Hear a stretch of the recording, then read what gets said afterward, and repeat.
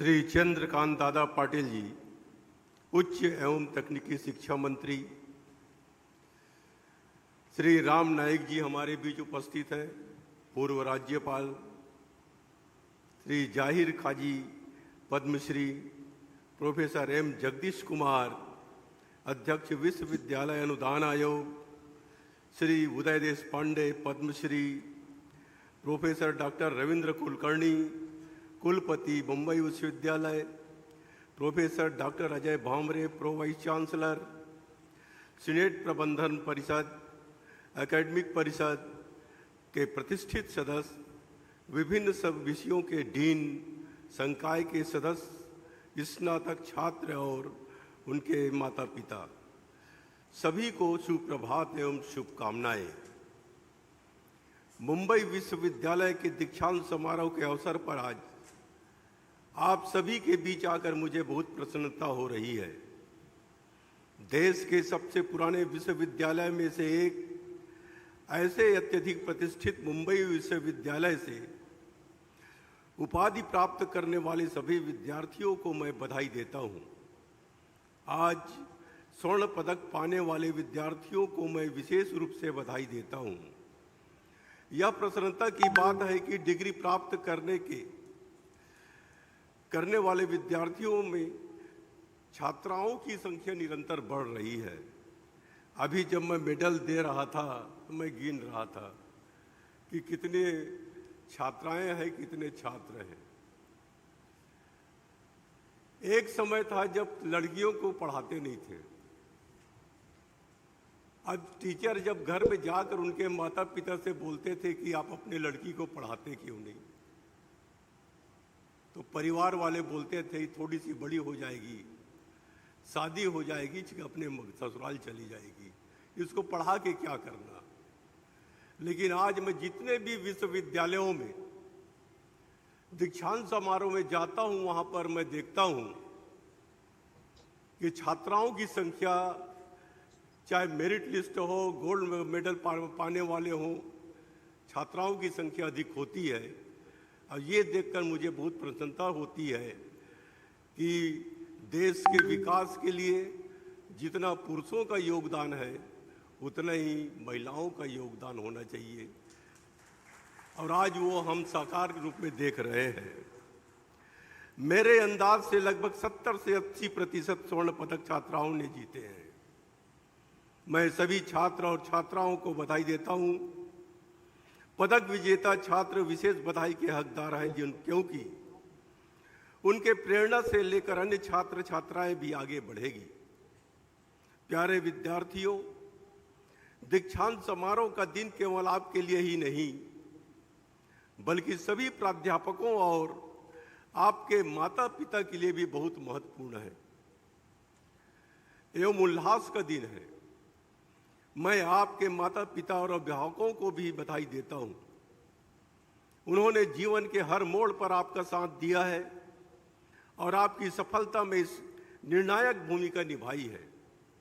मैं मुंबई विश्वविद्यालय के प्राध्यापकों और यहाँ की पूरी टीम को भी बधाई देता हूँ, जिनकी कड़ी मेहनत के फलस्वरूप आज आप अपने लक्ष्य को हासिल कर पाए हैं। आज आप सबको विश्वविद्यालय के कर्मचारियों और उन सभी लोगों के प्रति भी आभार व्यक्त करना चाहिए जिन्होंने आपके लक्ष्य को प्राप्त करने में आपकी मदद की है। विश्वविद्यालय का इतिहास बताता है कि महान विचारक न्यायमूर्ति महादेव गोविंद रानडे विश्वविद्यालय के पहले स्नातक बने। एक अन्य स्नातक डॉक्टर आर.जी. भंडारकर महान सांस्कृतिक विद्वान बन गए। उत्कृष्टता की इस परंपरा को बाग के स्नातकों द्वारा जारी रखा गया और आगे बढ़ाया गया। विश्वविद्यालय के पूर्व छात्रों की सूची बेहद गौरवशाली है। राष्ट्रपिता महात्मा गांधी, लोकमान्य तिलक, सर फिरोज शाह मेहता, गोपाल कृष्ण गोखले, दादा भाई नौरोजी, जमशेद जी टाटा, भारत रत्न डॉक्टर बाबा साहब अम्बेडकर, देश के जाने माने वैज्ञानिक डॉक्टर होमी जे भाभा, पूर्व प्रधानमंत्री मोरारजी देसाई, पूर्व राष्ट्रपति प्रतिभा पाटिल, उद्योगपति अजीम प्रेम जी, वैज्ञानिक डॉक्टर रघुनाथ मसेलकर, डॉक्टर के कस्तूरी रंगन, ये सभी मुंबई विश्वविद्यालय के पूर्व छात्र रहे हैं। मुझे विशेष आनंद हो रहा है कि इस वर्ष जिन्हें भारत रत्न सम्मान घोषित हुआ है, ऐसे देश के पूर्व उप प्रधानमंत्री लाल कृष्ण आडवाणी जी मुंबई विश्वविद्यालय के भूतपूर्व छात्र रह चुके हैं। विश्वविद्यालय का कुलाधिपति होने के नाते मैं आप सभी की ओर से उनका हार्दिक अभिनंदन करता हूं। इस वर्ष जिन्हें पद्म भूषण सम्मान घोषित हुआ है, ऐसे उत्तर प्रदेश के पूर्व राज्यपाल श्री राम नाईक जी जिन्हें पद्मश्री सम्मानित घोषित हुआ है, ऐसे अंजुमन-ए-इस्लाम के अध्यक्ष डॉक्टर जहीर काजी और रोब मलखाम के प्रशिक्षक श्री उदय देशपांडे जी का भी मैं हार्दिक अभिनंदन करता हूं। मुंबई विश्वविद्यालय का छात्र रुद्राक्ष पाटिल ने एशियन गेम्स में स्वर्ण पदक प्राप्त किया है, मैं उन्हें भी बधाई देता हूं। देवियों और सज्जनों, ज्ञान केवल तथ्यों या सूचनाओं का संग्रह नहीं है। यह वह कुंजी है जो समझ, ज्ञान और प्रगति के द्वार खोलती है। यह वह नींव है जिस पर सभ्यताओं का निर्माण होता है और यह नवाचार और परिवर्तन का उत्प्रेरक है। सबसे पहले और सबसे महत्वपूर्ण बात है कि ज्ञान हमें सशक्त बनाता है। यह व्यक्तियों को सही निर्णय लेने, अपने आसपास की दुनिया को समझने और जीवन की जटिलताओं से निपटने का अधिकार देता है। तेजी से बदलते वैश्विक परिदृश्य में जहां चुनौतियां और अवसर लगातार विकसित हो रहे हैं, नवीनतम ज्ञान जीवन की यात्रा में हमारा मार्गदर्शन करता है। इसके साथ ही ज्ञान आलोचनात्मक सोच को भी बढ़ावा देता है। यह हमें हमारे समक्ष आने वाली जानकारी पर सवाल उठाने, विश्लेषण करने और मूल्यांकन करने के लिए प्रोत्साहित करता है। आलोचनात्मक सोच एक स्वस्थ, संपन्न समाज की रीढ़ है। यह हमें तथ्य और कल्पना के बीच अंतर करने, धारणाओं को चुनौती देने और अच्छी तरह से सूचित विकल्प चुनने की अनुमति देता है। ज्ञान एक ऐसा सेतु है जो अतीत को वर्तमान से और वर्तमान को भविष्य से जोड़ता है। आप सभी को इस भव्य परंपरा का हिस्सा बनने की यशस्वी कोशिश करना जरूरी है। हमें यह नहीं भूलना चाहिए कि ज्ञान केवल शैक्षिक उपलब्धि के बारे में ही नहीं है।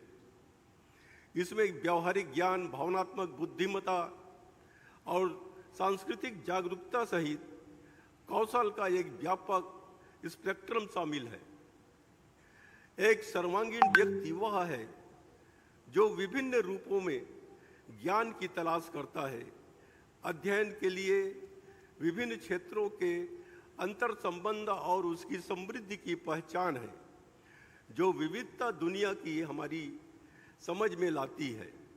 आज भारत दुनिया का सबसे बड़ा युवा देश बन रहा है। भारत में पूरी दुनिया को जनशक्ति आपूर्ति करने की क्षमता है। हाल ही में सम्मानित प्रधानमंत्री जी ने युवाओं की क्षमताओं का ध्यान रखते हुए voice of youth as a rate 2047 इस कार्यक्रम की घोषणा की है। माननीय प्रधानमंत्री ने युवाओं से कहा है कि वे विकसित भारत के बारे में अपने विचार उनके साथ साझा करें। उन्होंने सभी को 2047 तक विकसित भारत के लक्ष्य को साकार करने के लिए अगले 24 वर्षों के दौरान हर पल का सर्वोत्तम उपयोग करने की अपील की है। आने वाले शैक्षणिक वर्ष में हम राष्ट्रीय शिक्षा नीति 2020 का क्रियान्वयन करने जा रहे हैं। यह राष्ट्रीय शिक्षा नीति 2020 21वीं शताब्दी की पहली शिक्षा नीति है, जिनका लक्ष्य हमारे देश के विकास के लिए अनिवार्य आवश्यकताओं को पूरा करना है। यह नीति भारत की परंपरा और सांस्कृतिक मूल्यों के आधार को बरकरार रखते हुए 21वीं सदी की शिक्षा के लिए आकांक्षात्मक लक्ष्यों के संयोजन में शिक्षा व्यवस्था, उसके नियमन और गवर्नेंस सहित सभी पक्षों के सुधार और पुनर्गठन का प्रस्ताव रखती है।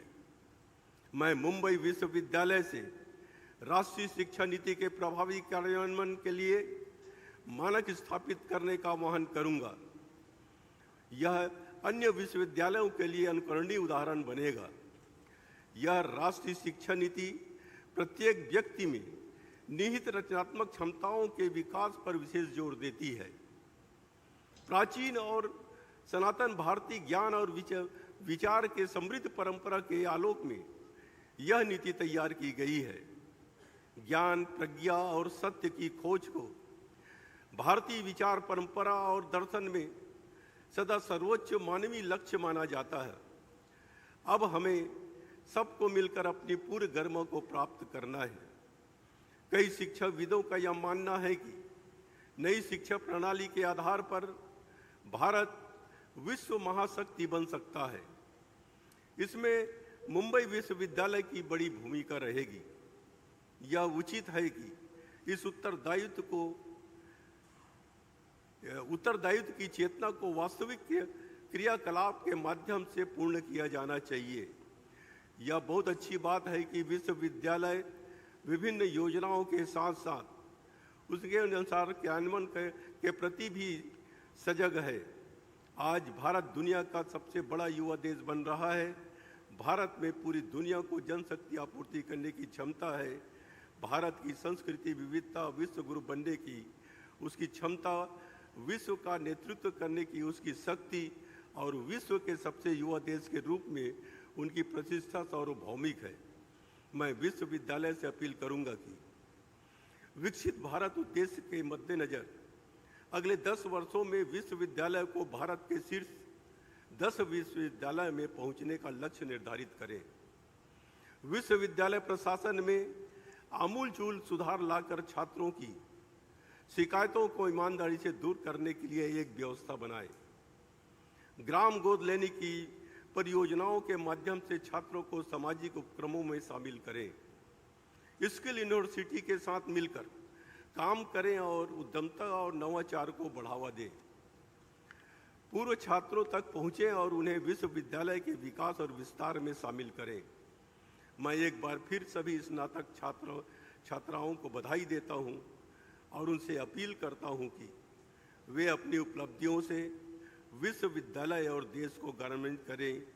जय हिंद, जय महाराष्ट्र।